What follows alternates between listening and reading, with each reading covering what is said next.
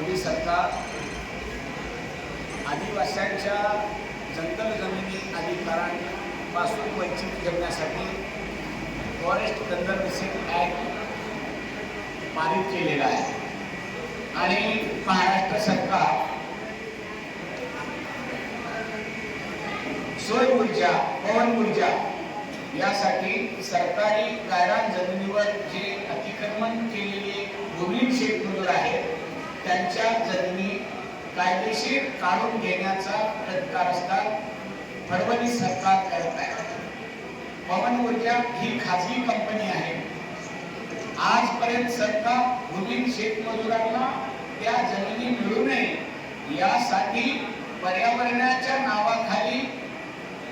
one संवर्धनाची भाषा करत होतं आणि आज मात्र पवन ऊर्जा, सौर ऊर्जा प्लॅन्टवर उभा करून पर्यावरणाच्या विरुद्ध सौर ऊर्जा निर्माण करण्याचा कारस्थान करून गरिबांच्या जमिनी बळकावण्याचा प्रयत्न चालू आहे आणि त्या विरुद्ध अखिल भारतीय किसान मजदूर सभा ज्या ठिकाणी सरकार प्रायोजित खाजगी कंपनीचे